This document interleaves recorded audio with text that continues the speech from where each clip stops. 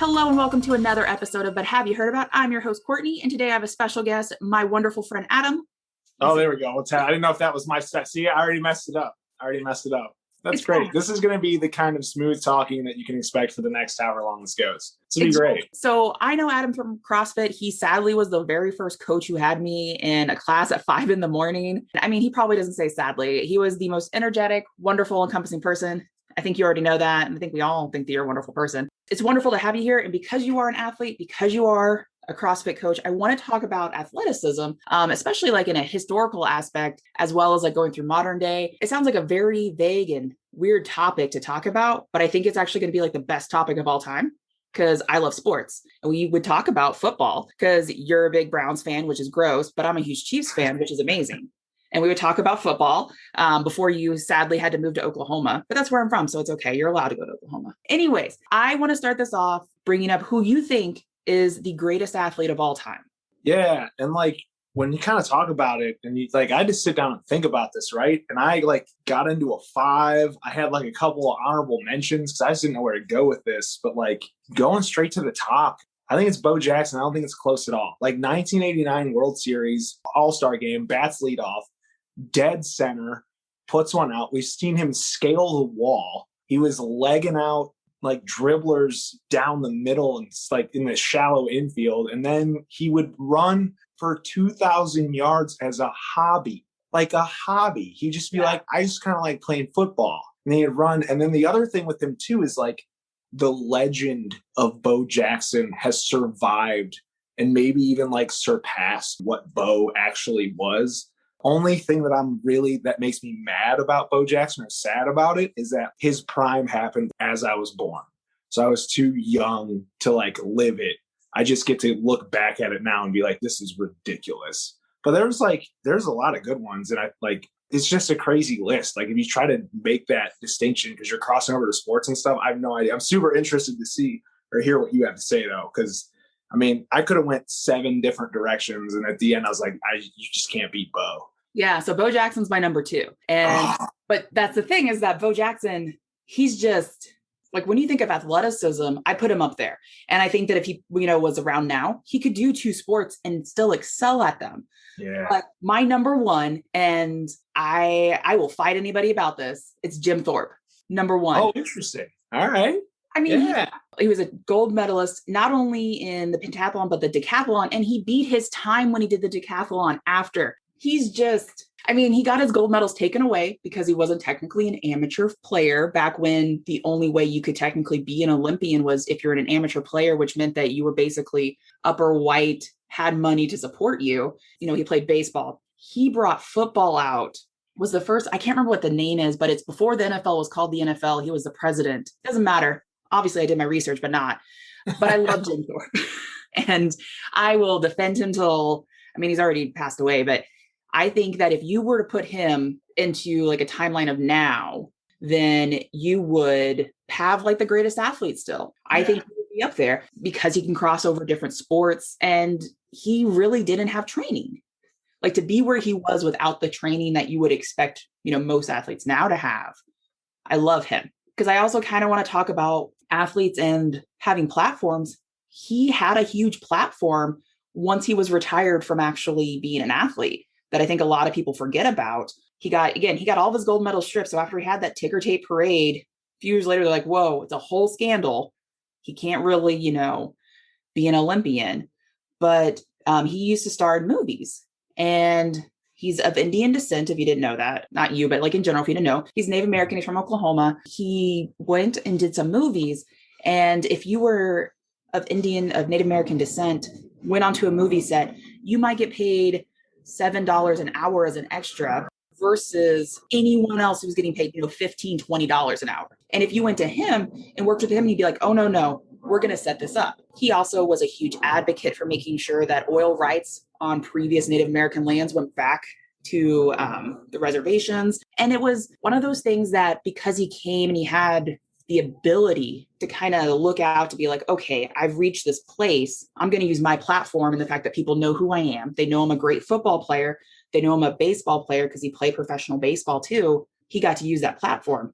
And so when you think of athletes using their platform for whatever they feel is an injustice, because I mean, when he was an Olympian, he technically was a ward of the government because Native Americans weren't considered citizens in the early 1900s. So he went and won 2 gold medals. And even though they got stripped, he won them for America and he technically wasn't a US citizen. So where do you think, because I actually like thought about that as I was going through this, as I kind of had a feeling that things were going to like slant this way. How much do you think the influence and platform takes a part of greatest athlete, like in the mantle? Because like by no means was Bo Jackson like an advocate for anything. He was just smashing fools. But like when I looked down my list, right, like I had LeBron James up there. That's a homer pick for me, but I have LeBron James up there. And a big piece of that is platform. I had Muhammad Ali up there as a gigantic piece of platform. But then the other thing that I thought of too, because we both mentioned men very quickly. Yes. So like in my 5, I had Serena Williams as number 3. Yes. And then I had Ronda Rousey at number 5. And then all of my honorable mentions were women, like Mary Lou Retton and Cheryl Miller. Like people don't remember Cheryl Miller scored 100 points in a college or in a high school game. And then she went to USC and destroyed people. And Reggie Miller is on the record saying is the only reason he was ever any good at anything was because he couldn't beat Cheryl. I don't know what would have to happen for a female to be considered the greatest athlete of all time. But I just thought that was an interesting piece of perspective. Like when I was thinking out this list, because I like made my first 5 and I was like, this is like all dudes. I know that's not right. So I started looking more and I was like, oh, that's right. Duh. And then like you look at Ronda Rousey, won like 12 fights in a row. Half of them were in less than a minute. Like, okay, like she kind of revolutionized and changed the game. And now women are main eventing UFC cards all over the world. Like she's going to go down in history as the greatest ever to like, you're not going to make it out of a minute. And then again, like you just start looking deeper, like Mary Lou Retton with a perfect 10 on the floor. She like broke her leg, finished it up. And then like the Cheryl Miller stuff, I just think is fascinating because I'm like a huge Reggie Miller guy. And if you haven't seen like the 30 for 30 with Reggie Miller and Spike Lee, just in that series, it was like the Eastern Conference Finals where like Reggie Miller scores 9 points in 6 seconds or something. And he talks trash to Spike Lee the whole time. But in that, they talk about the relationship between Reggie and Cheryl. And he says the only reason he's any good is because she was always better. So I just wonder, what do you think it would take a female to do to take that mantle? I mean, I'm going to be totally, completely honest. I think we have a weird idea, and not just our country, but overall, that there's like that, the misogyny is coming from inside the house. Serena Williams really is like, out of current living athletes, like whether they're still playing or not, prime or not, Serena Williams, she really is number 1. And she can outdo anybody. She's still going strong. Like I could never like live up to that, but I'm like, I want to embody her mentality because she's just amazing. But I think that just the way that people respond to the fact that they always think that men should be stronger than women, which isn't always true. I mean, heck, watching, the CrossFit games, I'm over here watching these women just deadlift or like back squat things. I'm like, I can't even deadlift that number, let alone can many men deadlift that number. Why are we not considering them to be, they could technically outdo the men, especially like with some times and some weights? They do. There's just an offshoot from that really quickly. They do now. Like it's insane. When I watch that stuff for the past 3 years, I will not watch the men. I will wait until the women show up and watch the women because it is insane. They're taking something that's almost double their body weight and like throwing it around like it's a baseball. And like one of the things is I still watch the WNBA. I watch the WNBA over the NBA just because I feel that the women players, they play the whole game. And like, this is just a personal preference that I feel like the NBA doesn't play as much. I think college sports, they play a little bit more, especially during March Madness. I don't know what it's going to take for people to, accept a woman to be like the greatest athlete of all time. And I wouldn't necessarily say that having that platform makes you the greatest, but I feel that if you are the greatest, you have that platform, but people are going to be like, how dare you have picked something I don't believe in? And I thought you were amazing. So it's almost as though you need to take that middle stance of saying nothing for people to continue to either think that you're great or just to hate you because you're great. Is there a point where like you can take the hate? Any attention's good attention, right? Like if you keep spouting off about something and driving people crazy, like the Billie Jean King, Bobby Riggs thing, like we know who he is. By all accounts, he was like 100 and whatever we should not know who that is, but we know who that is. and he has historical significance as like being one of the greatest heels of all time, but we know who it is. So he's still like, you could still argue in a weird, backwards, twisted way that like Bobby Riggs somehow did a lot for the women's movement, like, which is crazy. It's weird that you have those adversaries that are there that weirdly promote, but also thinking of Jackie Robinson when he played baseball. I cannot remember the manager's name. I can see the actor in my face from watching the movie. That's where I get my But, you have people that were like, no, I'm going to object. So there was Moses, I'm totally blanking on his last name, and I just looked him up. He was actually the first Black player to play baseball. And he was going to sit out this game anyways against his other team. The manager on the team was like, hey, can you not play him? We don't want him playing in our city. We're hosting you. I'm so mad that I'm drawing a blank on his name. But 3 seasons later, the baseball league at the time basically wrote in that they would not allow any Black players because you had such a huge outcry from just one person, from one white manager of a baseball team. And this was way before Jackie Robinson. This was like the early 1900s. But that player used his platform to just be out there. He's supposed to be a catcher, and they made him play right field just so he would be out there on the field to show that he can play. I look at it as the same with Jim Thorpe. When he was playing football, they went to go play Harvard. And the first time they played Harvard just, first off, it's Harvard. Blah. They had this whole thing where they made some horrible derogatory remarks about him. And the thing is, like, he played with a horribly twisted ankle. And Harvard beat them the first time, but the next time that they played each other, they played at Soldier Field, which was the largest stadium at the time. And they sold out, which I'm like, that's ridiculous and crazy that you're having this college game that you're selling out, but people wanted to see him play. I mean, before we have the invention of broadcasting, players aren't really getting paid. But once you have the ability that, in the 60s where you have national deals to play these games, players finally start getting paid. But before, you have these, I wouldn't even call them behemoth contracts, but like people that are like, I'm going to get, $100,000 in a year for playing. Athletes would go and be used car salesmen, or they would have their own auto lot, or they would have to have some sort of fallback skill for that off season. So you actually saw a lot of athletes that they wanted to be good at 2 sports that played in competing times so they could just play all the time. Granted, you'd never be home, and you probably had a horrible home life. Until you have that ability that people could technically support themselves playing sports, you didn't really have, I would say, like these great, great athletes, because they had to be able to fall back on something. And that's why I think that, Bo Jackson does come to mind as being one of the greatest, because he could play continually all year. He got great financial contracts and people knew who he was. He didn't really use a platform or anything, but first off, he was in Tecmo Bowl. I don't care. He doesn't have to do anything else. He's in my favorite video game of all time. I will always play as Bo Jackson. I will always win. Yeah, like even if there's house rules, right? Like there's very few people in the entire video game universe where there's house rules of like, you can't use him or that play. And he only needed 1 because it would have been unfair to give him 2. I mean, that's the deal. You would have given him a second one, it would have been all over. Exactly. But I love, like, Bo Jackson literally was number 2, because I asked some of my friends who they thought, who do you think is the greatest athlete of all time? And a lot of them gravitated, because I'm in San Antonio, and a lot of them are San Antonio natives, to David Robinson, because he's just a genuinely amazing person. I mean, granted, if you're going to go through like a grading system of how do you grade the greatest athlete, you have to think like, you could be the greatest at your sport, but are you also a great human being? Could you have transposed to another sport? Also, it's all subjective. Yeah. I always wondered with like that conversation, right? The same people who say like they're big David Robinson fans, or he's one of the greatest of all time. Like, I wonder what they thought about the Dallas Cowboys teams where that locker room was full of extracurriculars, right? Because at the same time, they were like, those teams were incredible. And like, all they did was win. Like, I feel like that's a whole other day, right? Where you have to have that debate. Like, do you want the Boy Scouts that lose or the convicts that win? That's a whole other. That just reminded me of like Florida State and Notre Dame game. Oh yeah. University of Miami. Miami. Thank you. Yep.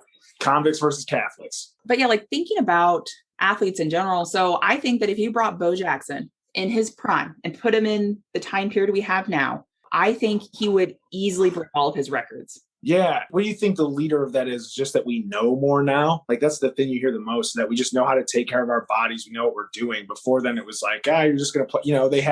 They have all these rules now about like preseasons and OTAs. Not that Bo Jackson was doing that stuff anyway, because he was playing baseball. I think that was part of what made him better in that time, right? He didn't have 6 months prior to the season get hit in the head.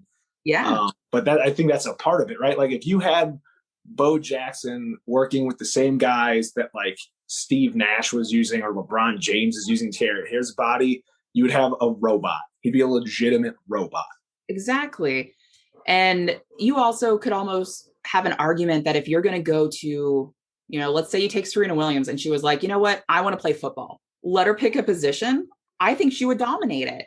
Because that's like when you think of an athlete, you want to be able to put them in a different sport and just watch them excel. And I think with her drive, as well as, the technology we have now. So going back also, 110%, it's the things that we know now. I mean, you hear stories about, Babe Ruth. I mean, he was like, the greatest at the time, wonderful baseball player, probably not the greatest off the field taking care of his body. Same with like the first Super Bowl, you have the photo of, I'm pretty sure it's the Chiefs quarterback who is smoking a cigarette and drinking a beer during halftime. I love it. That's your guy. That's 100% your guy. But I also think that a lot of football players do amazing as baseball players. I mean, you have Russell Wilson also played baseball, had the opportunity. I'm drawing a blank on the Deion Sanders. Yeah. Patrick Mahomes also played baseball. I want to say maybe Kyler Murray. I was like, there's another quarterback. Yeah, Kyler Murray. Yeah, he doubled up. The fact that if you can double up on sports, I think that makes you just overall more cognizant of what's going on around you, because you have to take in, I'm not just focused on this one position in this one game. There is long term also where you're able to be like, I need to take care of my body, because you're not done playing after like 6 weeks, like in high school or however long that season may be, but you have to look forward to the next sports season and just kind of being like, I need to take care of my body. And I think it kind of just propels, and you're also not in that rest state either of constant rest. I know I'm rambling. You're right. But I think that technology, like being able to look at, with the invention of smartwatches that can, look at your sleep. I admit I have a Whoop. Maybe they'll give me 10% off. I don't know. But I use it to look at, I admit I have a horrible recovery for today. It's 33%. I didn't stretch yesterday. I definitely had Chewy's chips and salsa, like maybe an hour before I went to sleep. And that was like my dinner.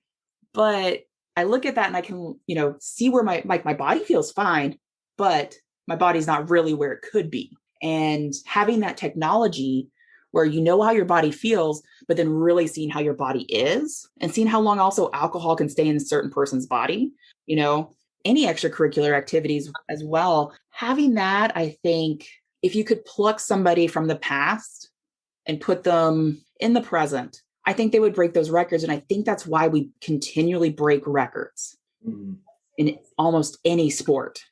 And the records that are unbroken, like coming from a football perspective, a lot of them, like when it comes to like, having that winning season, the longest winning season, having a perfect season, trying to beat that, any given Sunday, it's a thing, but you will always have better opponents on another team. And I think you'll never have those chances that were laid out in the 80s and the 70s.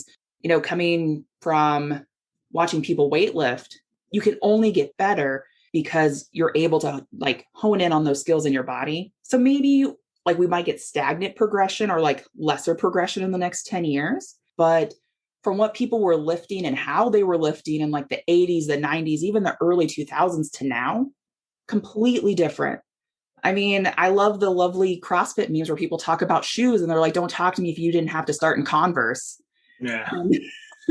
Oh man. So like we actually have hit a really interesting thing working with like high school and middle school kids, where there's a long time, especially when I was first branching out and starting to train kids like that, where we wanted them to specialize, right? And everybody said like, oh, you got to pick one, you got to do it all year and you got to get really good at it. And I'm actually really happy to hear that, like, and be a part of the push. I know it's a big part of the push that I'm doing is I tell kids to play as many sports as they can. I don't want them to specialize at all.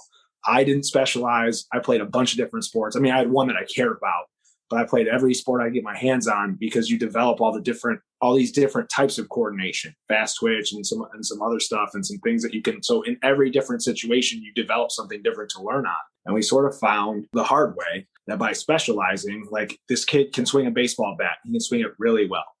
If you put a wrench in his hand, he can't put it on a bolt. Like the coordination doesn't translate because he only knows how his body moves in this one slot in this one angle, and he couldn't develop any other types of coordination. So now we're seeing this thing where it's like play baseball, then play football, then run track, then do something else. I don't care what it is, but do something else. Even if you're not good at it, do something else. And they would get good, and they continue to get good at what they care about. So that's been kind of cool too, to see that swing come back.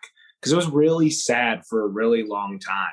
Where it was like, this kid is going to play soccer, and if he doesn't play soccer all year long, he's never going to be any good at it. This is not true. You have to figure out all these other things and let your body figure it out, especially when you're like 16. Most of those kids now are just like gangly, like daddy long legs when they're like 16. They're just trying to figure it out. So like put yourself in as many different positions as possible. Then you figure them all out. And then we can't find something that puts you in a bad spot. So that's been interesting to watch too, as how that's sort of that pushback to the pushback where we're diversifying again. And it's a lot more fun. Yeah. I mean, I remember growing up, I mostly focused when I was in middle school on basketball and volleyball because those were kind of different skills. But then when I went to high school, I wanted to do a marching band. It's definitely a sport. I don't care what anybody says. And look, I had to watch football players. I'm like, why are you so bad? I could go out there and tackle somebody with my sack. Fine, guys. But I remember in middle school that I had a lot of friends, and I remember coaches, if you were in like club volleyball or club basketball in the off season, then you were exempt from them trying to like make you do certain stuff like in like the athletics class or whatever. But again, like those people, you're focused again on that one sport. And if we had to go do weightlifting, literally it was like one movement that they were good at when it came to lifting weights. And I think that's one of the reasons I like CrossFit, because you have so many different body movements you have to do in lifting. So recapping, you could take any athlete, any great athlete in the past, if you put them in the present, giving them the technology and the know-how that we have now, I think the ones who are technically the greatest athletes would excel beyond expectations now than what they, had in the past. But I also think like in certain team sports, if you brought back, I could think it was a Super Bowl shuffle with the Bears. If you brought that Bears team to the present, they would not do as well today as they did in the past because of their surroundings, because it's a team sport. And a different game. The way the game's played now is not the way it was played back then either. They would get killed. Like, with all due respect to McMahon, he would be a horrible 2020 NFL quarterback. Exactly. Like you can think of like the greatest at that time, athlete, team, sports, whatever. But I think if you even put somebody that's great now in the past, barring any sort of like roadblocks put ahead of them, like if I put Serena Williams back in like the early 1900s, she wouldn't be allowed to play tennis. If that was not a roadblock for her being Black, then I think she would have excelled at any point in time. Same with LeBron James. Same with Michael Jordan, because Michael Jordan had that drive that he wanted to be great. Obviously, he wasn't great in baseball, but he was a great actor in Space Jam, and I forgive him for anything else. So do you think, were there sports that were exempt for you? Like, because when I went through, I was kind of like, well, I don't really think like it's a baseball player. I thought Tiger Woods, but I was like, greatest athlete, not really a golf. I mean, I don't think golf. I don't think athlete. Don't get me wrong. Like, it takes a lot of skill and coordination, but I don't think athlete. Like, was there anything that you looked at and you were like, well, they were good, but like because of the sport they played, you like docked them? So again, I asked my friends because I was like, look, I am hard-headed. I didn't even want to have anybody else on the list because I was like, it's Jim Thorpe, 110%. But when I asked, I had somebody tell me Tom Brady, and I was like, no, you can't. He's a great quarterback. But I think if you tried to put him in another sport, he wouldn't excel. But if you put LeBron James in another sport, he would excel. I had somebody else tell me, again, San Antonio, Manu. I was like, Manu is amazing. He played amazing basketball, but I don't think he would excel in another sport. Pest control. He excels in pest control. That could be a sport of its own. It might have been a sport at like one of the first Olympics. I did look at soccer players too, like, American soccer. So the football. And I was like, Pele is a great athlete. And I would put him up there, some of the greatest athletes of all time. It's so hard. And I think I was definitely being biased by just looking at American athletes, because I was like, you have some amazing soccer players around the world that I think if you put them in another sport, they would have also excelled. But every other country but America embraces soccer for the true dominance that it is. And I think that's why they gravitate toward it. And also it's the, like, to start off, it is so cheap. All you need is a ball and some shoes so you don't hurt your feet. That's all you need. And, you can put goalposts up however you want. But like with basketball, you need like an actual net or like a hoop, whatever. Obviously, I play basketball. I know what it's called. So I just want to let you know, too, I did the I-team investigation here. Wes Welker is 5'9" and like 180. Serena Williams is like 5'9" and 155. Could Serena Williams have caught 80 passes on the Tom Brady, Wes Welker, Gronk Super Bowl team? Probably. I think Belichick could have put her in position to make a Pro Bowl. Oh, I think Belichick can. But first off, I think Belichick can make any player Pro Bowl material. If she had enough talent, he could have worked with that. And that, with that size, similar frame, he could have worked with that. Yeah. And the fact that she has that determination where she's confident too. And I think that makes you a great athlete, is that when you're confident in what you do. Not that you're like taunting people like I'm the greatest of all time. You're not going around saying that. Like, I tell people I'm the greatest of all time at being a dog mom, and I'm definitely not. But they have the confidence that they're like, I'm going to go out here, I'm going to give my 110%, not the fake 110% I give every day whenever I work out on my own. It's the real 110%. They leave nothing on the floor. And I admire people like that. And those are the people I think that would excel. So legitimately, the only person I did my real research on was Jim Thorpe. And legit, when he would beat people, he didn't want to like embarrass them when he would win. So he would legit slow down when he was running track. And I was like, why would you do this? And then I was like, oh, you don't want to embarrass people. You're still going to beat them, but you're not going to beat them by a mile. You're going to beat them by like 10 feet or by like a couple seconds versus a minute. And I think that's more of like a humble thing that I wish more athletes probably could embrace. But having that drive with any individual athlete, and there's a lot of people I think who excel more in a team effort than they do on an individual level too.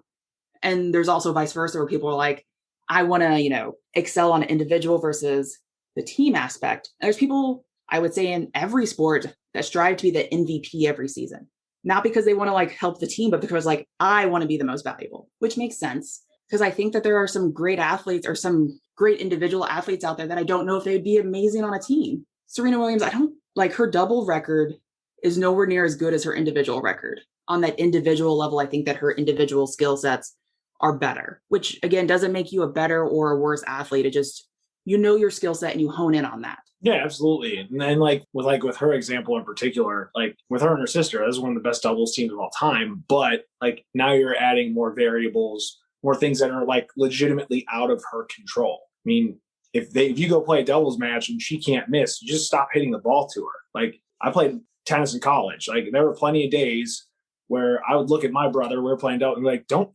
hit to that guy.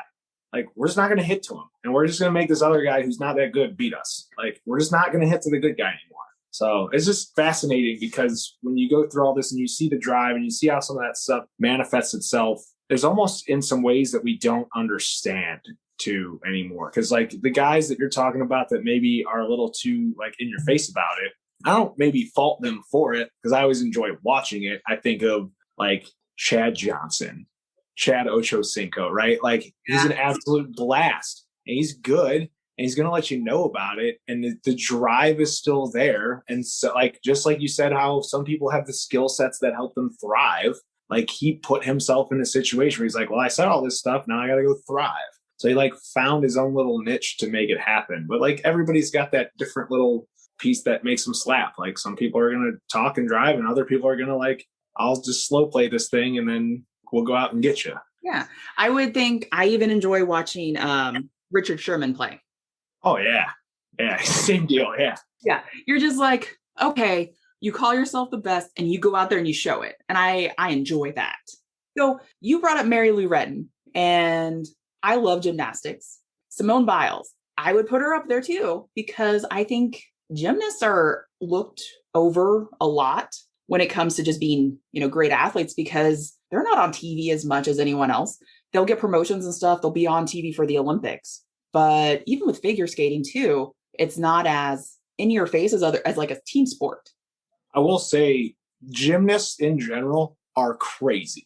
they're just crazy. So like I recently took the dive and got live TV on my Hulu. I was like, I have to start living like a grown up now. And on Friday nights, they have ACC gymnastics on there, and I will watch it.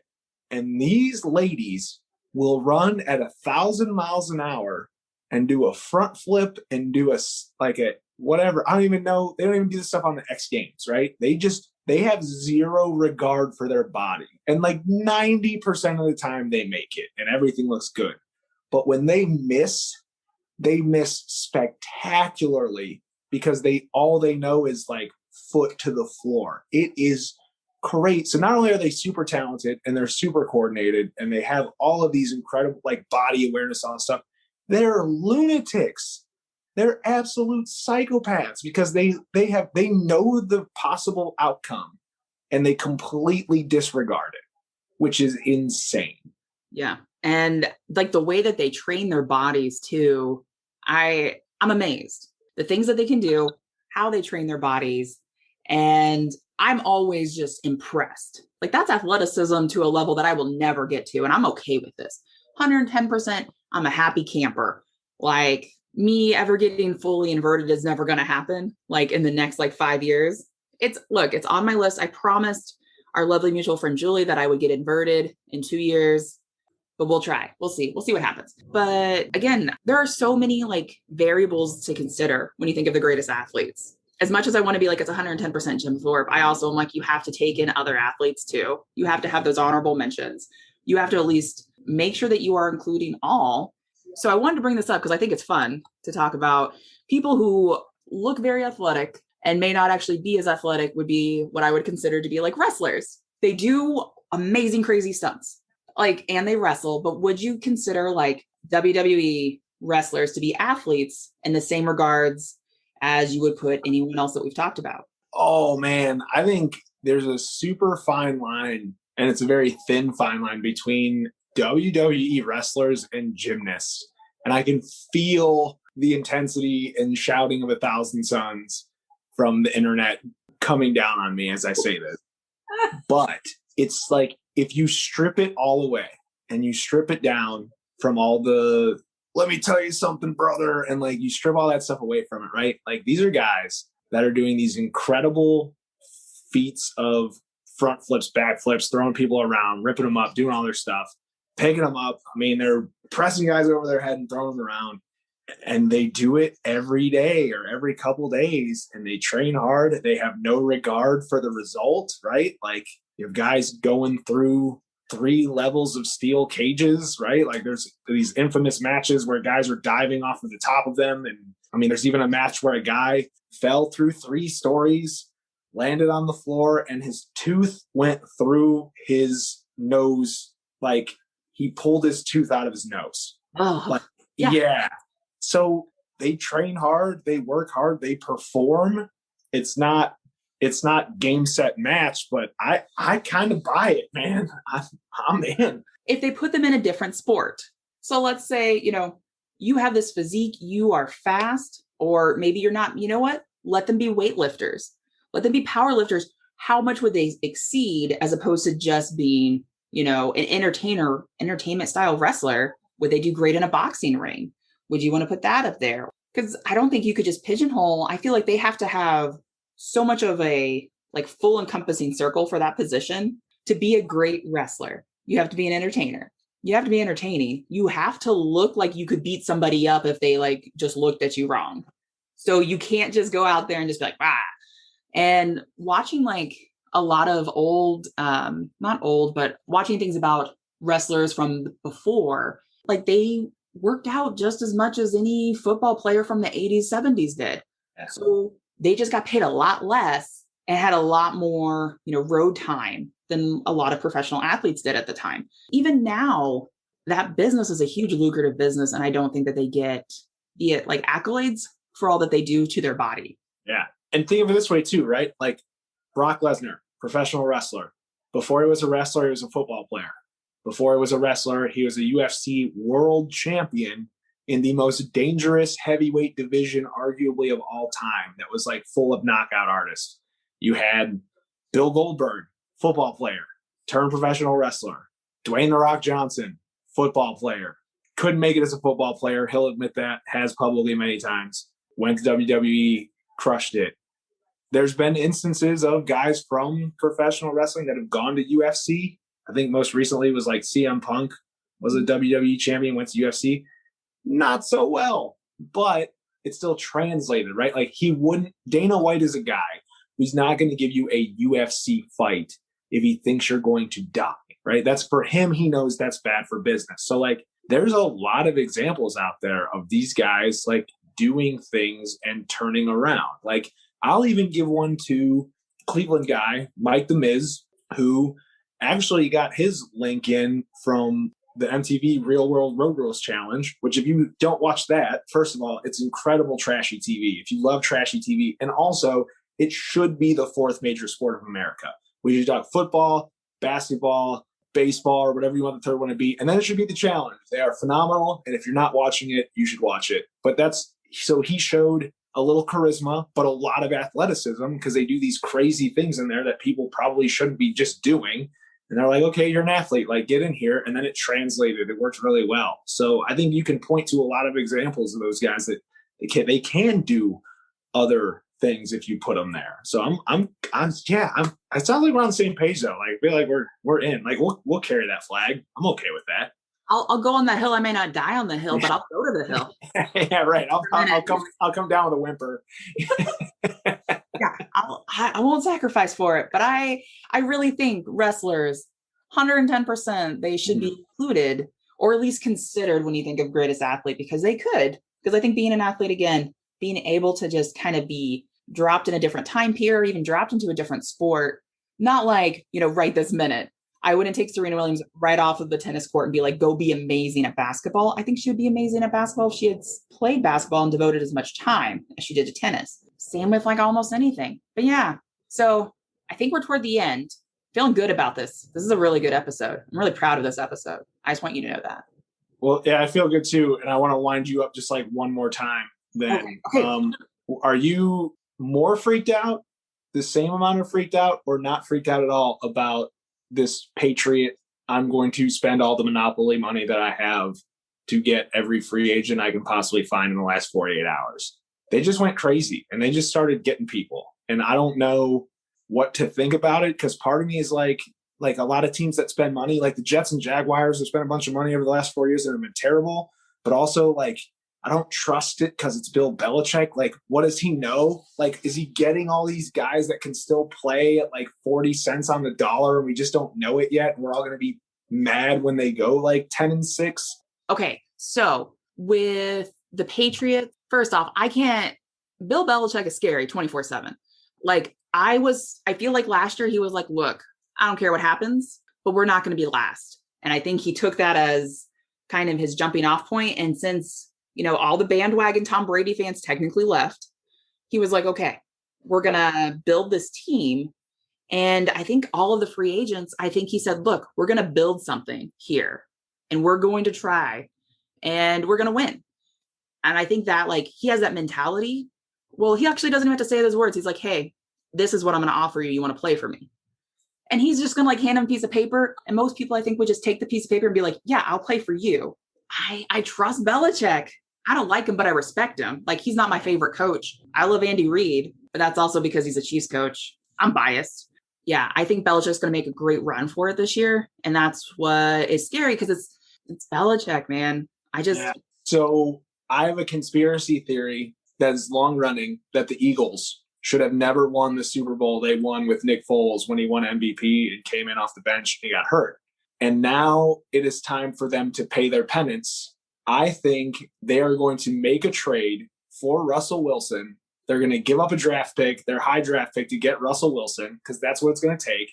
Potentially Jalen Hurts also, because if you're giving a quarterback, you have to get one in return. And unless they're going to draft like the dude from North Dakota State, like they're probably not going to have one at the Eagles draft spot. But I think like this is all going to continue to roll downhill. Like the Eagles made a deal with the devil that year. And they literally said, like, we'll give up you always ask, like, if we could win one championship and be terrible for 30 years, would you take it? Every fan says yes. And now I think Eagles fans have to live with that. I think it happened. I think it did. Look, I think the Chiefs did it. We went 50 years before we went back to a Super Bowl. But So I get like 8. So don't I don't I know I can't say anything. Like, it's great. I love being a Chiefs fan now. I hated it when I was like younger, like in the night, like the late 90s, early 2000s. Those were horrible years when I was in college and people were like, what kind of who do you root for? I'm like, I think I like the Chiefs. Are they doing okay? No, okay, no, I don't like them anymore. It's fine. but now you even win with Chad Henne. You know how bad that hurt my soul? And I'm a Michigan fan. Like, so that was my guy. Like, I watched him and Mike Hart almost knock off one of the best Ohio State teams of all time. And I was like, wow, Chad Henne came into the game. This is a Browns win for sure. Oh my God. Yeah. Come on. I know. I'm spoiled now. But like anytime it goes back to being bad, and I think like as a sports fan, if you remember the bad days, the minute the time starts going bad, you're like, nope, I remember this. Time to start drinking, time to forget. That was me at the beginning of, I think it was the Bills game. And I was like, Yeah. nope, nope, nope. I was like, I would literally turn into the coach from the Water Boy. And I'm Yeah. over here at this restaurant by myself because I don't have live TV. I'm not a real adult. And I'm over here just like, nope. I was like, we're in too far. I'm over here just like crying in a corner because I'm like, oh man, this is going to be a bloodbath, just like all of those games before. And I think it's just like a PTSD of being a sports fan for the Chiefs. Yeah. But no, I can see that as dude. That's a good conspiracy theory. Where's Russ going though? That's what I need to know. Somebody's got to tell me where he's going. He's going somewhere. He ain't staying. Okay, so I want to wrap this up. After like our discussion, including other athletes, would you change your pick from Bo Jackson? Are you sticking with Bo Jackson? Bo Jackson's my ride or die. He's like my favorite of all time, and it's just never going to change. Yeah, I think that's me with Jim Thorpe because nobody knows who Jim Thorpe is outside unless like you know. If you know, Mm-hmm. you know. If you don't, well, you need to learn. Jim Thorpe's awesome. But yeah, so I'm gonna wrap this up. Super excited having you here, Adam. This was so much fun. And like vastly overdue. Yes. Yes. First off, I miss seeing you, Jim or no Jim. You're so much fun to talk to. Dude, likewise. We'll keep this good vibe train rolling. Well, you've been listening to But Happy Heard About. I'm your host, Courtney. I was joined by Adam, and I am sure that we both do wish you to have a beautiful, wonderful, happy, amazing day. Bye.